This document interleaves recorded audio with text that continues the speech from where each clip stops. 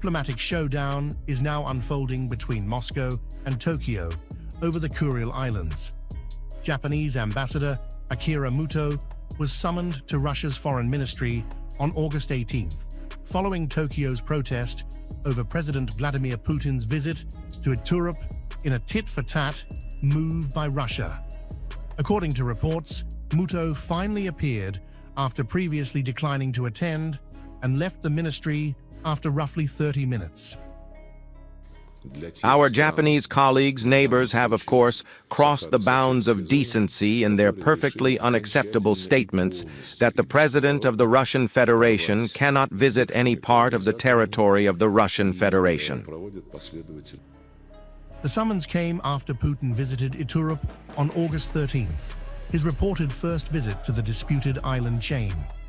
Russian state media said he toured a school, hospital, and fish processing facility.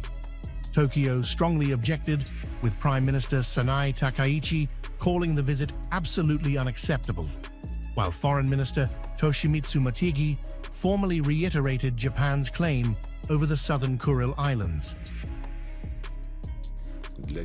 If our Japanese colleagues are attempting to reshape international law to suit themselves and the United States, with whom they have a close alliance, if they are attempting to evade historical responsibility for their actions and are now violating their own constitution, at least as has been announced, the 3 non-nuclear principles, and an army that is already attempting to carry out operations abroad, something that has until now been prohibited by the Constitution, this is, of course, a cause for great concern. Moscow has sharply rejected Tokyo's position. Russian Foreign Minister Sergei Lavrov said Japan had crossed the bounds of decency by suggesting that the Russian president could not visit territory Moscow considers Russian. Lavrov also questioned Japan's increasingly security-focused course, pointing to its alliance with Washington, constitutional restrictions on military activity, and its stated 3 non-nuclear principles, according to his remarks. But if they wish to divert attention from this frankly aggressive militaristic course by making such attacks, pardon my blunt language, on the Russian Federation, accusing us of violating international law, then I would advise them to mind their own business instead. They have plenty of such issues at home.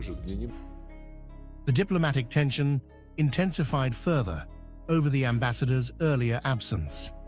Lavrov said Moscow had summoned Japan's envoy but received an unclear explanation from the embassy. According to Lavrov, Japanese officials said Muto could not come on August 14th or August 17th because he was either outside Moscow or unwell. Moscow ultimately received the ambassador on August 18th, ending the delay. We immediately summoned the Japanese ambassador. We didn't get a very clear response from the embassy.